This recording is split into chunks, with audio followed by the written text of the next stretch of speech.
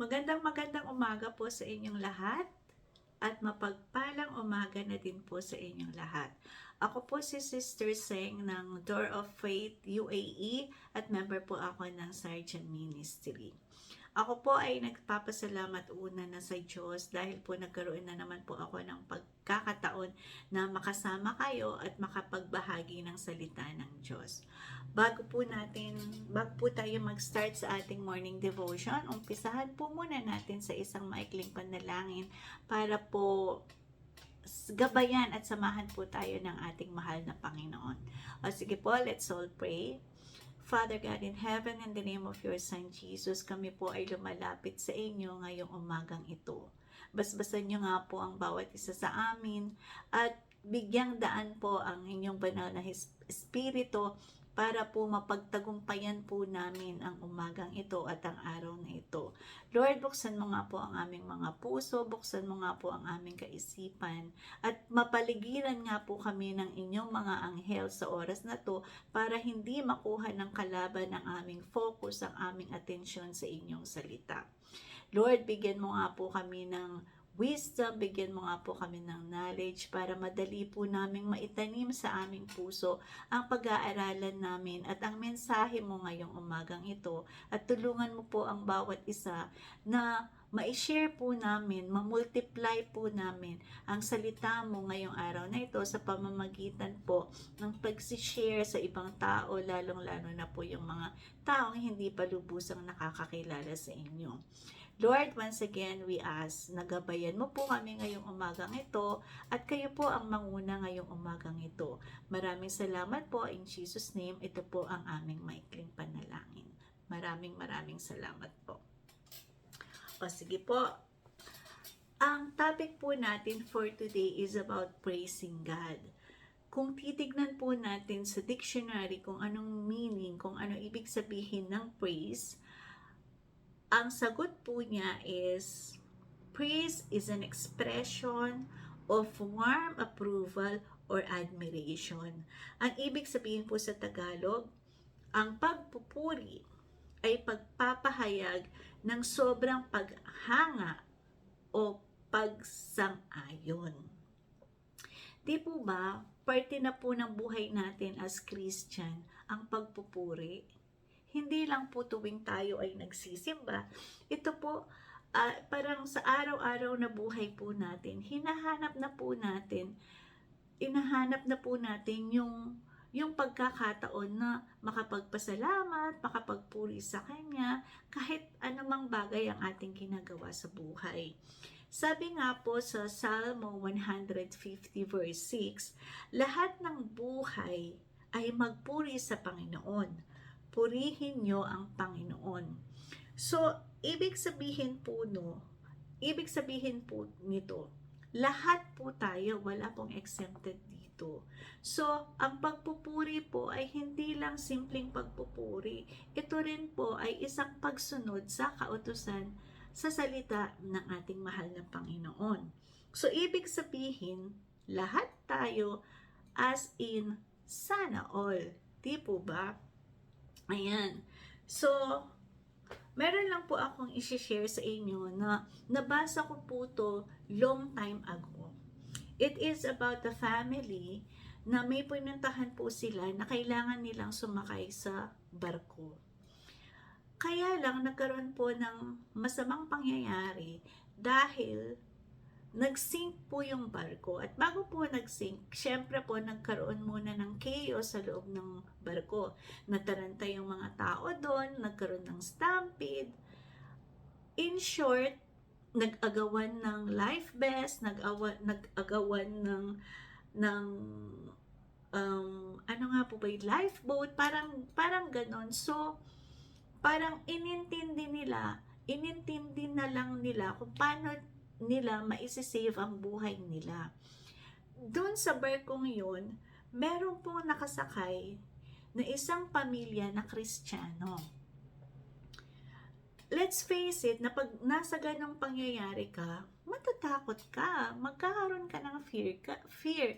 Pero the difference between a Christian and non-Christian ay yung Ano bang gagawin ng isang Kristiyano pag nasa ganun siyang sitwasyon? How do we handle things, di po ba? So, yung isang pamilyang Kristiyano na yon, yung mother, father, at saka yung kanilang daughter na nasa 10 to 13 years old lang. Hindi ko na po matandaan kung ilang taon na yung bata, pero bata pa lang po siya. Nasa ganung edad po siya.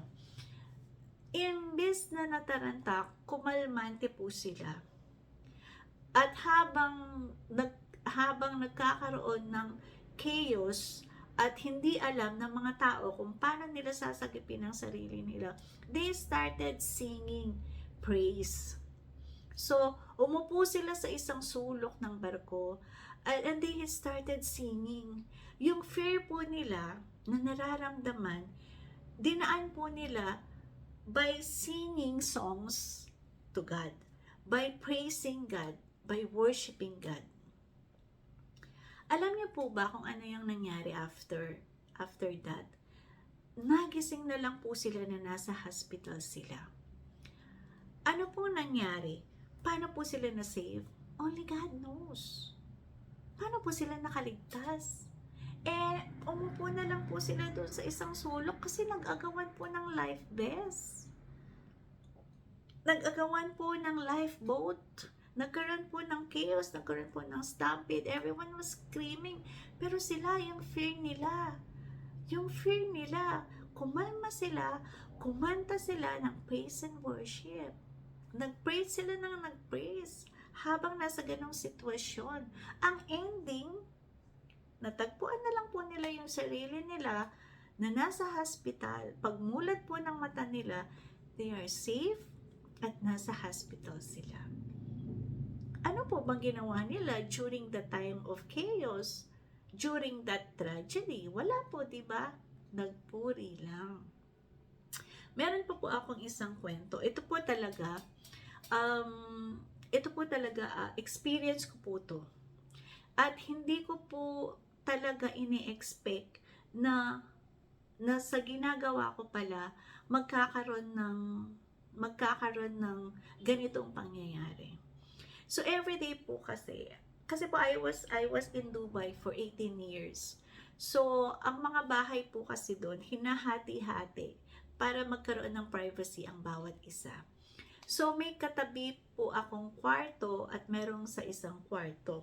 So lahat po kami tuwing umaga, we are busy kasi po nagpe-prepare po kami para magtrabaho. So kanya-kanya po kami ng gising, kanya-kanya po kami ng kabisihan, ligo, almusal. So we are busy preparing para po magtrabaho. Ngayon, ako po, as a Christian, nakaugalian ko na po na magpatugtog ng malakas na praise and worship song. Mga worship song, mga praise song, mga songs about God. Kasi po, I want to start my day na maramdaman ko yung spirit ni God. So, ang nangyayari, everyday, nagpapatugtog po ako ng malakas. Ang intention ko po, hindi lang po para maramdaman ko ang presence ni God, para po marinig din ng mga kasama ko sa bahay yung mga songs about God, yung mga magpupuri sa Diyos, ganun. So one day, basta everyday po, ganun po yung ginagawa ko. So one day, hindi ko po alam kung bakit nakalimutan ko pong magpatugtog. Biglang-bigla po, tinawagan ako nung katabing kwarto ko. Ang sabi po niya, Ate Seng, sabi niya, Ate, nasaan na yung tugtog? Bakit wala akong naririnig? Dalian mo, te. Para naman bago ako makapasok, makapag-praise and worship muna ako kay God. Sabi ko, ay, ganun? Oo nga, bakit ko ba nakalimutan today? Sabi ko, teka. Tapos sabi po niya, alam mo ba, te, magmula nung nagpapatugtog ka, at sumasabay ako sa kanta, parang nararamdaman ko, may ibang nangyayari pagdating ko ng office. Alam mo bang, bit-bit ko yung kanta na yan hanggang sa office, hanggang sa makarating ako sa office, kinakanta ko yan. yung mga songs na pinapatugtog mo, kinakanta ko. So, alam mo ba, sabi niya, everyday nahihit ko yung kota ko. So, hindi ko nga alam bakit nagkaganon. Basta ang alam ko lang, yung mga pinapatugtog mo, kinakanta ko rin pag nasa office ako. Ngayon, parang I realize, sabi niya, yung mga kota namin everyday, yung mga target namin everyday, nakukuha ko, ang laki tuloy ng sweldo ko. So, natuwa naman po ako kasi yung simpleng pagpapatugtog para marinig, hindi lang ako makarinig, para marinig lahat ng mga katulad ko na nasa loob ng bahay na yun, meron palang positive na nangyayari. Di po ba? Kaya alam nyo ba mga kapatid, amazing po talaga ang simpleng pagpupuri, ang simpleng pag-worship, may ibang idinudulot pala na maganda sa buhay natin. O sige po, maghanap po tayo ng reasons kung bakit we need to praise God. Kagaya nga po ng sinabi sa Salmo chapter 150 verse 6. Lahat ng may hininga ay magpuri. Kasama po ako doon, kasama na po kayo doon. Kaya lahat po tayo dapat nagpupuri. Lalong-lalo na po pagising natin.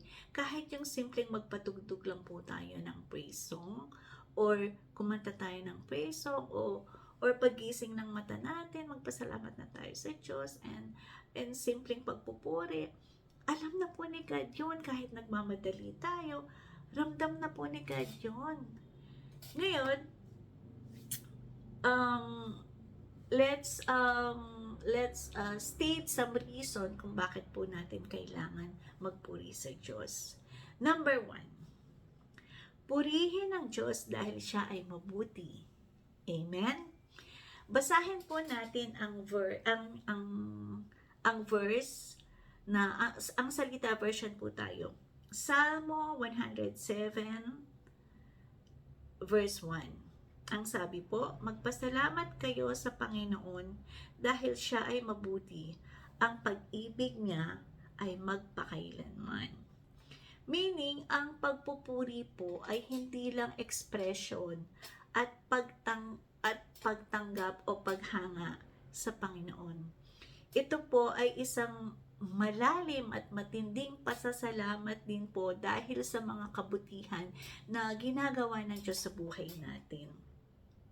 At dahil po sa napakabuti niya sa atin, indeed, God deserves all the praise. Di po ba? Yung sa Diyos lang naman po kasi merong forever, di ba? Sabi nga po, di ba, ang pag-ibig niya ay magpakailanman. Dito po sa mundo, lagi-lagi po nating naririnig, walang forever. Pero kay God, may forever. So, nararapat lang po na tayo ay magpuri. Dahil nga po, anong sabi sa verse? Dahil siya ay mabuti, ang pag-ibig niya ay magpakailanman. So, number 1, purihin ang Diyos dahil siya ay mabuti. Amen? Number 2, tinutulungan ka ng papuri na madama ang presensya ng Diyos. Ayan. Was there ever a time na naranasan nyo na parang naaawa ka sa sarili mo dahil wala kang kakampi? Or minsan down na down ka kasi parang mag-isa ka lang sa mundo. Or minsan hindi mo na maintindihan kung ano pa nangyayari sa kapaligiran mo, ano pa nangyayari sa buhay mo. Alam niyo po ba, when I was in Dubai, kasi po wala naman po talaga akong kamag-anak. Lahat po ng pamilya ko nasa Pilipinas o yung ibang kamag-anak ko nasa ibang bansa. Pero ako po, for 18 years, wala po talaga akong kamag-anak na kasama sa Dubai. I was alone the whole time. Minsan, nagkakaroon po ako ng self-pity kasi nalulungkot ako. Kasi po, I want to be with my family, especially matanda na po yung nanay ko at ang tatay ko. I just want to be with them. Pero sa di inaasahang pagkakataon, kailangan ko pong lumayo para makapagtrabaho. So kung minsan, nagtatanong din po ako kung bakit ba yung iba nasa Pilipinas lang pero okay sila? Bakit ako kailangan kong lumayo para maging okay? Siyempre po, when you say nag-abroad ka, wag na po nating i-deny the one reason kung bakit nasa abroad ka is for financial reason. Hindi po ba? Kinakailangan natin magtiis kasi we need to support. Kailangan natin magtiis kasi maraming reasons, di ba? May financial reasons, di ba? Pero ako po nagpapasalamat dahil nung nasa ibang bansa po ako, kilala ko na po ang Diyos. Kaya iba na po yung pananaw ko sa buhay. Ang sabi nga po dito sa number 2, tinutulungan ka ng papuri na madama ang presensya ng Diyos. Ako po kasi, sa totoo lang po, everyday habang naglalakad ako, yan po yung ginagawa kong oras para po magpuri. Habang papunta po ako sa trabaho, nagpupuri po muna ako sa Diyos. Yan, yung habang naglalakad ako on my way to work, kumakanta ako, sumasabay po ako sa mga pinakikinggan kong songs about God. Yung parang it reminds me na ang presensya ng Diyos ay nasa akin when I sing praises to God. Sabi po sa Salmo chapter 13 verse 5, ang salita ng Diyos version pa rin po tayo. Panginoon, naniniwala po ako na mahal niyo ako at ako'y nagagalak dahil iniligtas niyo ako. Ayan, madalas po nung nasa abroad ako, parang wala po akong kakampi kasi mag-isa lang ako sa buhay. Pero sa dami po ng pinagdaanan ko, hindi ko po alam kung paano ko nakayanan ng lahat. Pero iisa lang po talaga ang ginagawa ko. I praise God sa lahat po ng nangyayari sa buhay ko. Kaya malaki po ang nagagawa ng pagpupuri sa buhay ng isang tao. Kasi ako po, yun po ang panlaban ko. Yun po ang naranasan ko. Sabi po, uulitin ko lang po. Salmo 13 chapter 13 verse 5. Salmo chapter 13 verse 5. Panginoon, naniniwala po ako na mahal niyo ako at ako ay nagagalak dahil iniligtas niyo ako. Ayan. So, number 2 points, tinutulungan ka ng papuri na madama mo ang presensya ng Diyos. So, number 3 na po tayo. Ang papuri ay nagbubukas ng mga pintuan para mangyari ang mga himala. True, di po ba? Naalala niyo po nung nakulong sina Paul at Silas. Basahin po natin ang Gawa chapter 16 verse 25 at 26 ang salita ng Diyos version. Nang maghating gabi na, nanalangin sina Pablo at Silas at umaawit ng mga papuri sa Diyos. Ito po yung nakakulong na sila. Nakinig naman sa kanila ang ibang mga bilanggo. Verse 26, walang ano-ano'y biglang lumindol ng malakas at nayanig ang bilangguan.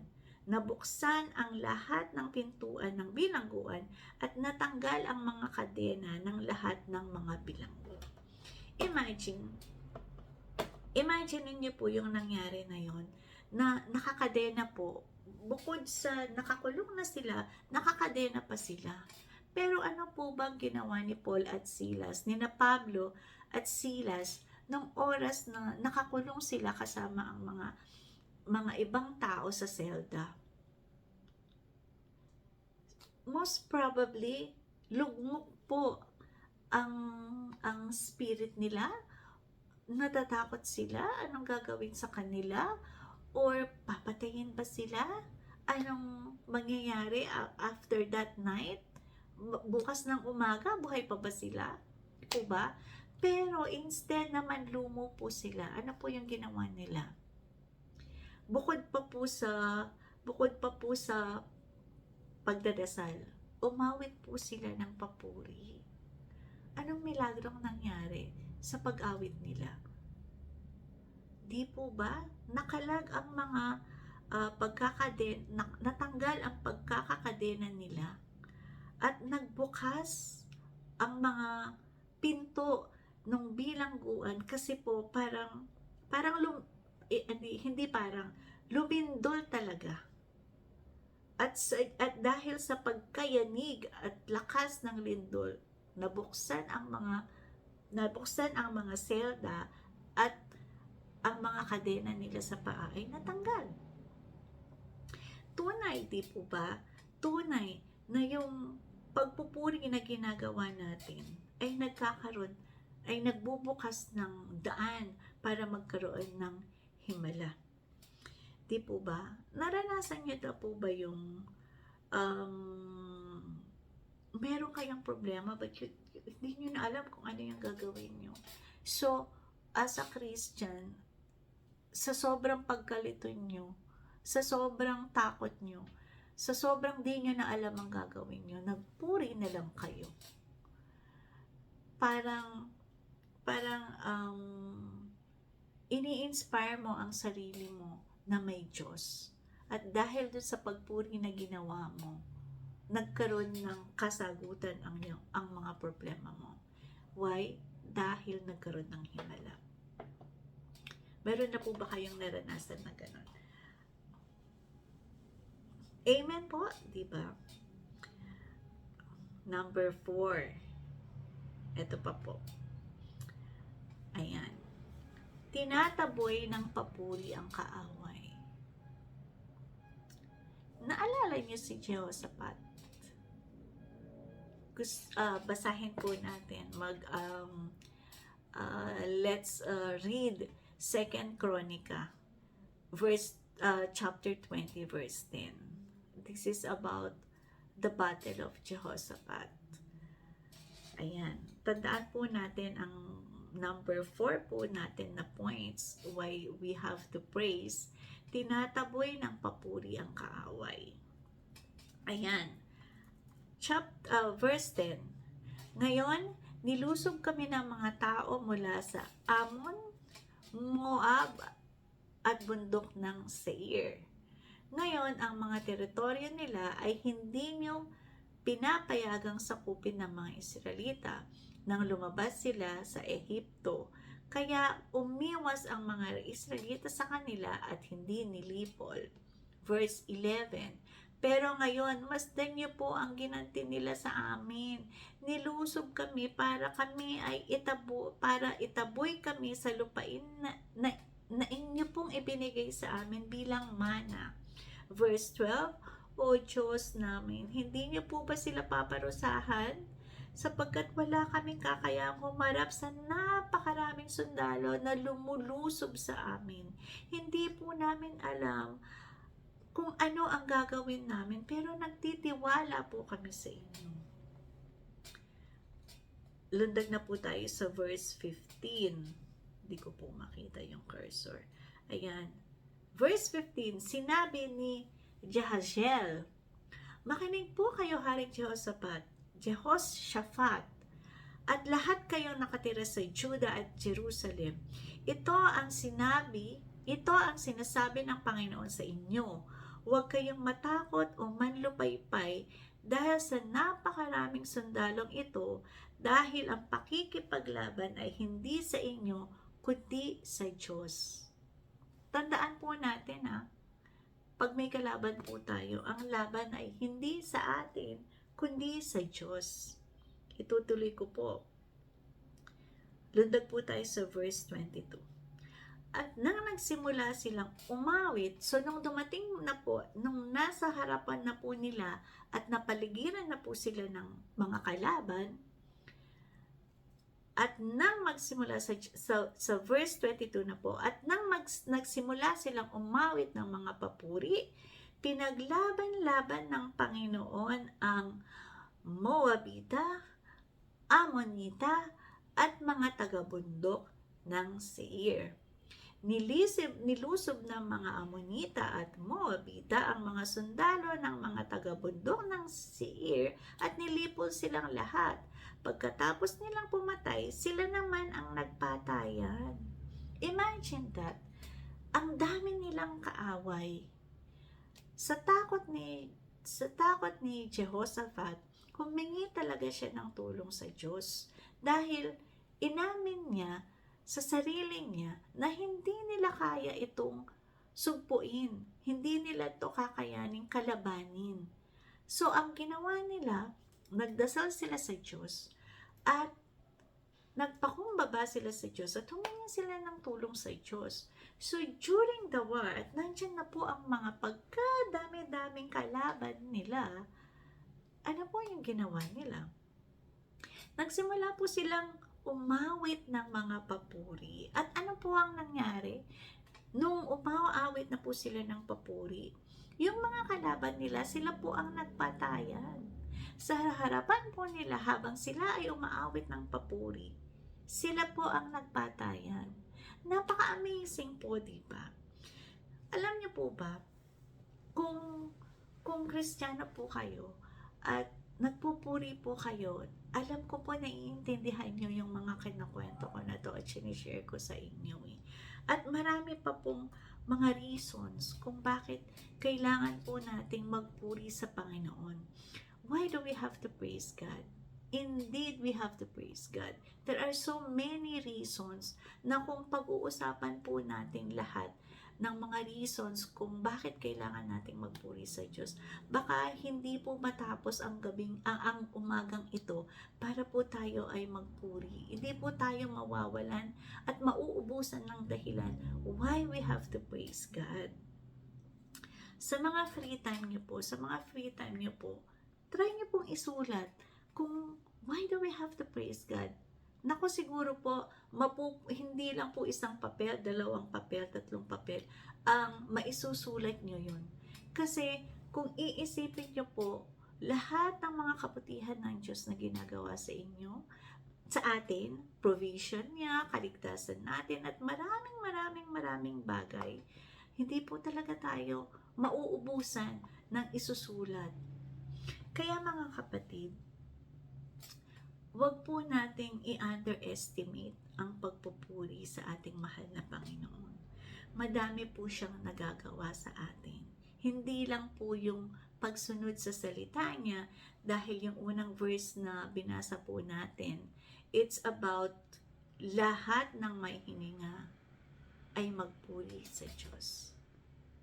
So, i-summarize po natin ulit ang 4 na points kung bakit we need to praise God. So number 1, purihin ang Diyos dahil siya ay mabuti.